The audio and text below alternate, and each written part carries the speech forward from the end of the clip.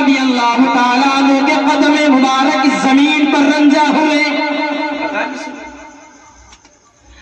माहे रमजानुल मुबारक की एक तारीख 470 हिजरी थी।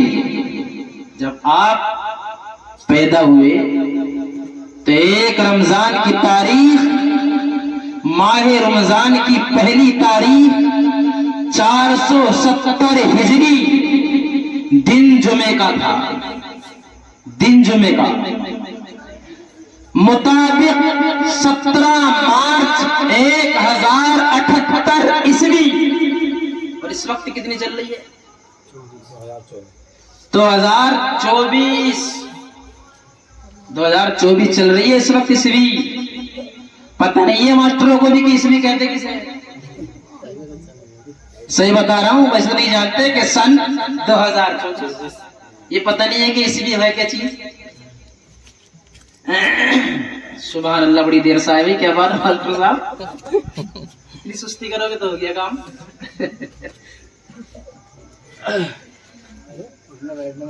तारीख याद रहेगी ना?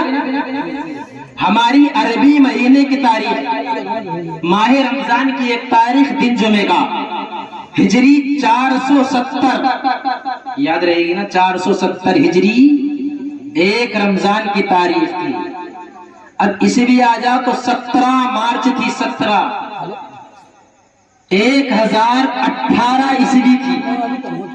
18 ईस्वी ये थी हमारे गौसे आजम रज़ी अल्लाह ताला अन्हु के पैदाइशी तारीख।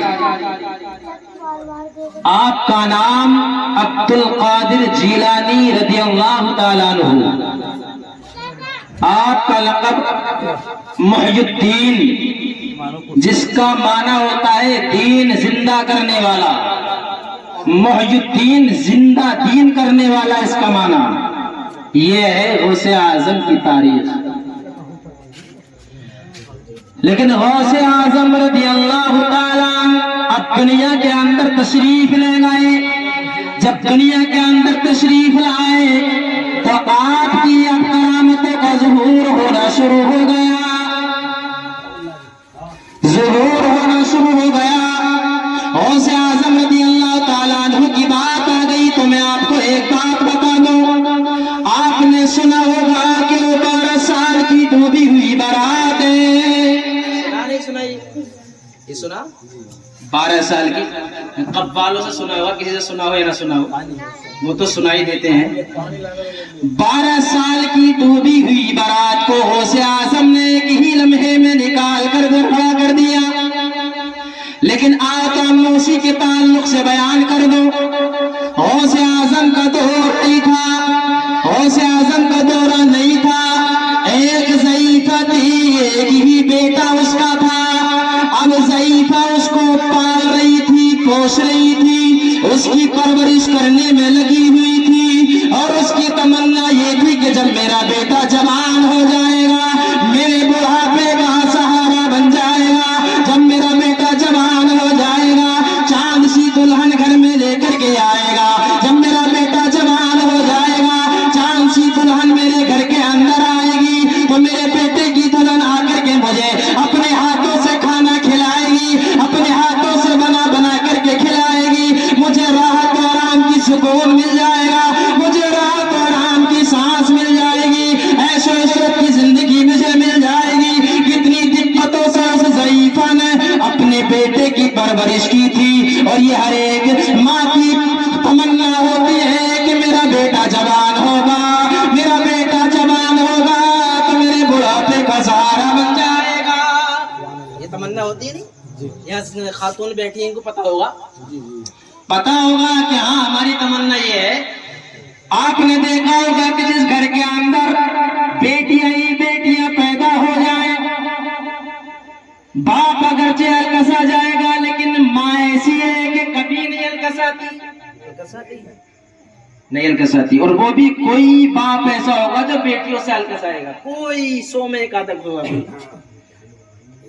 कि जिस घर के अंदर बेटियों की बरसात होती है ना, जिस घर के अंदर आका करीम सल्लल्लाहु ताला अलैहि वसल्लम ने इरशाद फरमाया कि जिस घर के अंदर बेटियों की बरसात होती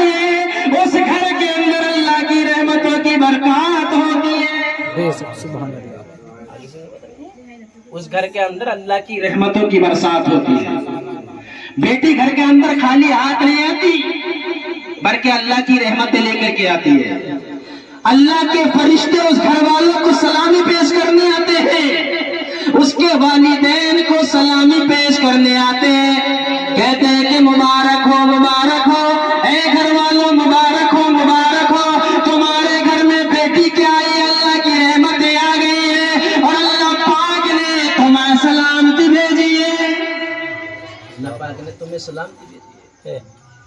बहरहाल बात इधर चली गई, इधर आ जाओ, फिर इधर ही आ जाओ। गौसे आजम रज़ी अल्लाह तआला अन्हु का दौर नहीं, ज़ईफा बेटे को पाल रही है, परवरिश कर रही है, जवान हो गया।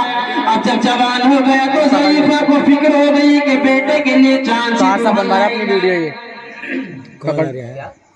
कुछ ले चांद सी तमन्ना होती है नहीं, बहनों की तमन्ना होती है कि भाभी चांद सी हो। हल्का सा